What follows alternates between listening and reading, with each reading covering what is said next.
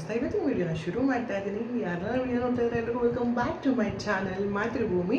ನಾನು ಒಂದು ಪ್ರಾಡಕ್ಟ್ ಬಗ್ಗೆ ರಿವ್ಯೂ ಮಾಡಬೇಕು ಅಂತ ನಿಮ್ಮ ಮುಂದೆ ಬಂದಿದ್ದೀನಿ. ನಾನು ಈ ಪ್ರಾಡಕ್ಟ್ನ ತೊಗೊಂಡು ಆಲ್ಮೋಸ್ಟ್ 2 ಮಂತ್ಸ್ ಆಯಿತು. 2 ಮಂತ್ಸು ಈ ಪ್ರಾಡಕ್ಟ್ನ ತೊಗೊಂಡು ನಾನು ಅದನ್ನು ಯೂಸ್ ಮಾಡಿ ಅದರದ್ದು ರಿವ್ಯೂ ಮಾಡೋಣ ಅಂತ ಇವತ್ತು ನಿಮ್ಮ ಮುಂದೆ ಬಂದಿದ್ದೀನಿ. ಇದು ಪ್ರತಿ ಒಂದು ಮನೆಯಲ್ಲೂ ಪ್ರತಿಯೊಬ್ಬರು ನೋಡಲೇಬೇಕಾದಂಥ ವಿಷಯ.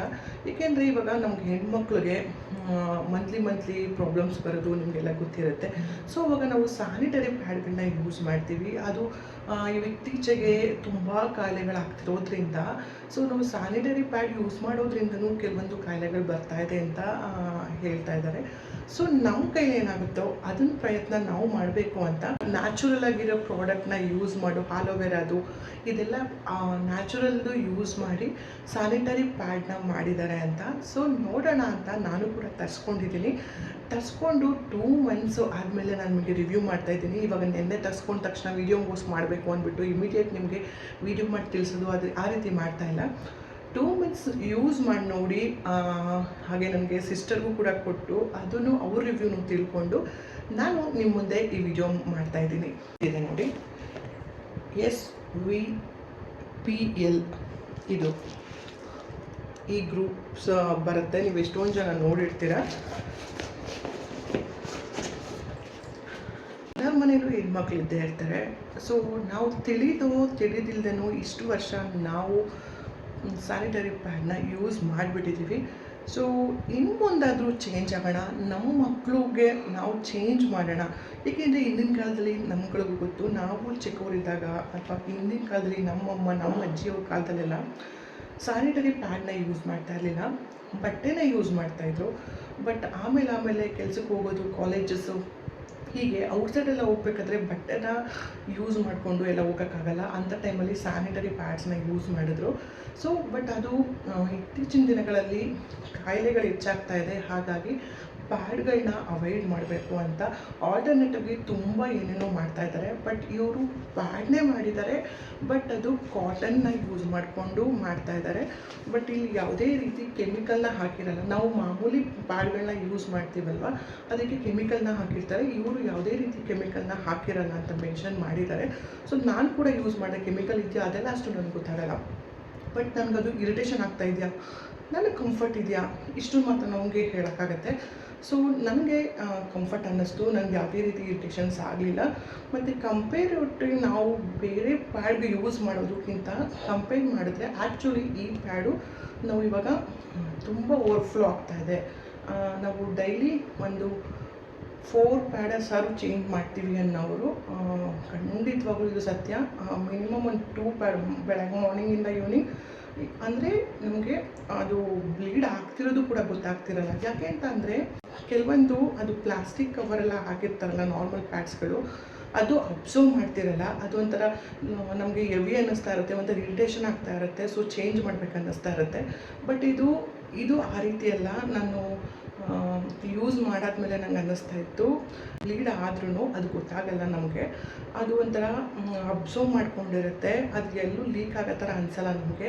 ಸೊ ನಮಗೆ ಬೆಳಗ್ಗೆಯಿಂದ ಸಂಜೆವರೆಗೂ ನಾವು ಆರಾಮ್ಸೆ ಯೂಸ್ ಮಾಡ್ಬೋದು. ಇವಾಗ ಟ್ರಾವೆಲ್ ಮಾಡ್ತಾಯಿದ್ದೀವಿ ಅಥವಾ ಮನೇಲೇ ಅಥವಾ ವರ್ಕ್ ಹೋಗ್ತಿದ್ದೀವಿ, ಕಾಲೇಜ್ಗೆ ಹೋಗ್ತಾರೆ, ಸ್ಕೂಲ್ಗೆ ಹೋಗ್ತಾರೆ ಮಕ್ಕಳು ಬಂದವರು, ಖಂಡಿತವಾಗ್ಲೂ ಯೂಸ್ ಮಾಡ್ಬೋದು. ತುಂಬ ಚೆನ್ನಾಗಿದೆ, ನನಗಂತೂ ವರ್ತ್ ಅನ್ನಿಸ್ತು. ಈ ರೀತಿ ಇರುತ್ತೆ. SVPL ಗ್ರೂಪ್ಸ್ ಅಂತ ಸ್ಯಾನಿಟರಿ ಪ್ಯಾಡ್ಸ್ ಅಂತಲೇ. ಇವರು ಆಯುರ್ವೇದಿಕ್ಕು ಮೆಡಿಸನ್ಸು ಎಲ್ಲ ಇದು ಮಾಡ್ತಾರೆ ಅನಿಸುತ್ತೆ. ಬಟ್ ನನ್ನ ಪ್ಯಾಡ್ ಬೇಕಿತ್ತು. ಸೊ ನನಗೆ ಪ್ಯಾಡ್ನೊಂದು ಕಾಂಟ್ಯಾಕ್ಟ್ ಮಾಡಿಕೊಂಡು ಪ್ಯಾಡ್ನ ತರಿಸ್ಕೊಂಡೆ. ಈ ರೀತಿ ಒಂದು ಬಾಕ್ಸಲ್ಲಿ ಪ್ಯಾಡ್ ಬರುತ್ತೆ. ಆಲ್ಮೋಸ್ಟ್ ಇಲ್ಲಿ 5 ಪ್ಯಾಡಸ್ ಇರುತ್ತೆ. ನಾನಾಗಲೇ 2 ಖಾಲಿಯಾಗಿದೆ, ಇವಾಗ ಇದು 3ನೇದು ತೊಗೊತಾ ಇರೋದು ನಾನು. ಇದು 600 ರುಪೀಸು, ಅಂದರೆ 1 ಪ್ಯಾಡ್ಗೆ 100 ರುಪೀಸ್ ಇರುತ್ತೆ. ನಾವು 500 ರುಪೀಸ್ ಪೇ ಮಾಡಬೇಕಾಗತ್ತೆ. ಈ ಥರ 5 ಬಾಕ್ಸಸ್ನ ಕೊಡ್ತಾರೆ. 100 ರುಪೀಸ್ ಕೊರಿಯರ್ ಚಾರ್ಜರ್ ಇರುತ್ತೆ. ಸೊ ಹಾಗಾಗಿ ಟೋಟಲ್ ಅಮೌಂಟು 600 ರುಪೀಸ್ ಆಗುತ್ತೆ. 5 ಪ್ಯಾಕ್ ಬರುತ್ತೆ. So per pack 100 rupees, 100 rupees courier charge, total 600 rupees ಆಗುತ್ತೆ. ಇವಾಗ ಈ ಪ್ಯಾಡಲ್ಲಿ ನಾನು ಇವಾಗ ತೋರಿಸ್ಕೊಳ್ತೀನಿ. ಇವಾಗ 8 ಪ್ಯಾಡ್ಸ್ ಇರುತ್ತೆ. ಈ ರೀತಿ ಇರುತ್ತೆ, 8 ಪ್ಯಾಡ್ಸ್ ಇರುತ್ತೆ. ಈಗ ನಾರ್ಮಲ್ ಆಗೆಲ್ಲ ಇರುತ್ತಲ್ಲ, ಇದು ಕವರು ಕೂಡ ಪೇಪರ್ದೇ ಆಗಿದೆ. ಸೊ ನಾನು ಯೂಸ್ ಮಾಡಿ ನೋಡಿದ್ದೀನಿ, ನನಗಂತೂ ಕಂಫರ್ಟ್ ಅನ್ನಿಸ್ತು, ತುಂಬ ಚೆನ್ನಾಗಿದೆ ಅನ್ನಿಸ್ತು. ಮಾರ್ನಿಂಗಿಂದ ಈವ್ನಿಂಗು ಮಾಮೂಲಿ ನಾರ್ಮಲ್ಲಾಗಿ ಆಗುತ್ತೆ, ನಮಗೇನಷ್ಟು ಬ್ಲೀಡಿಂಗ್ ಆಗಲ್ಲ ಅನ್ನೋರು ಆರಾಮಾಗಿ ಒಂದು ಯೂಸ್ ಮಾಡ್ಬೋದು. ಇವಾಗ ಡೈಲಿ ನಾವು 4 ಹಾಕ್ತಾಯಿದ್ದೀವಿ, ಚೇಂಜ್ ಮಾಡ್ತಿದ್ದೀವಿ, ಒಂಥರ ಇರಿಟೇಷನ್ ಆಗ್ತಾಯಿದೆ, ಒಂಥರ ಸ್ಮೆಲ್ ಆಗ್ತಿರುತ್ತೆ. ಹೆಣ್ಮಕ್ಳ ಪ್ರಾಬ್ಲಮ್ ನಿಮ್ಗಳಿಗೆ ಗೊತ್ತಲ್ವಾ, ಹೇಳೋಂಗೆ ಇಲ್ಲ, ಒಂಥರ ಇರಿಟೇಷನ್ಸ್ ಆಗ್ತಾ ಇರುತ್ತೆ ಆ ಟೈಮಲ್ಲಿ, ಮತ್ತು ಒಂಥರ ಸ್ಮೆಲ್ಲು.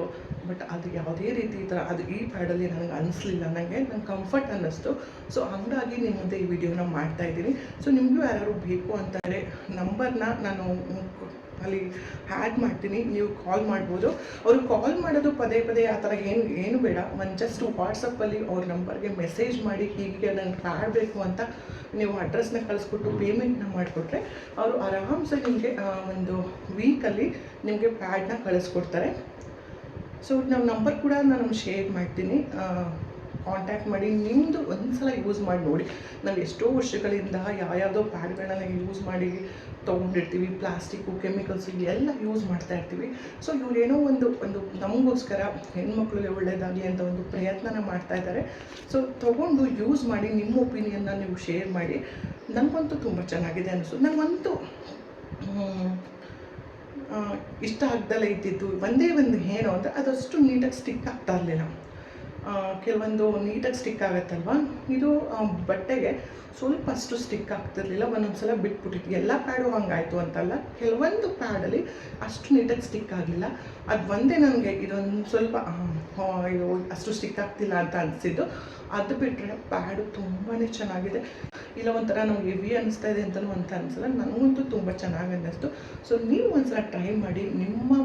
ನಾವು ಇಷ್ಟು ದಿನ ಯೂಸ್ ಮಾಡಿದ್ದಾಯಿತು, ಬಟ್ ನಮ್ಮ ಮಕ್ಕಳು ಅವರ ಆರೋಗ್ಯ ಅವೆಲ್ಲ ಪರಿಗಣಕ್ಕೆ ಮಾಡಿಕೊಂಡು ಇನ್ನು ಮುಂದಾದರೂ ನಾವು ಚೇಂಜ್ ಆಗೋಣ. ಬಟ್ಟೆಗಳು ಯೂಸ್ ಮಾಡೋಕ್ಕಂತೂ ಆಗಲ್ಲ. ಸೊ ಅದೇ ರೀತಿ ಆಯುರ್ವೇದಿಕ್ಕು ಮತ್ತು ಕಾಟನ್ನು ಯಾವುದೇ ರೀತಿ ಕೆಮಿಕಲ್ನ ಯೂಸ್ ಮಾಡೋ ಇಲ್ದಾರೋ ಪ್ಯಾಡ್ನೇ ಮಾಡಿರ್ಬೇಕಾದ್ರೆ ನಾವು ಯಾಕೆ ಒಂದ್ಸಲ ಟ್ರೈ ಮಾಡಬಾರ್ದು ಅಂತ. ಇದು ಯಾವುದೇ ರೀತಿ ಪ್ರಮೋಷನ್ ವಿಡಿಯೋ ಅಲ್ಲ. ಸೊ ನೀವು ಅದನ್ನು ಅಂದ್ಕೊಬಿಡಿ, ಏನೋ ಹೇಳಿದಾರೇನೋ ಅದಕ್ಕೆ ಪ್ರಮೋಟ್ ಮಾಡ್ತಿದ್ದಾರೆ ಅಂತ. ದಯವಿಟ್ಟು ಅಲ್ಲ, ಇದು ಯಾವುದೇ ರೀತಿ ಪ್ರಮೋಷನ್ ವಿಡಿಯೋ ಅಲ್ಲ.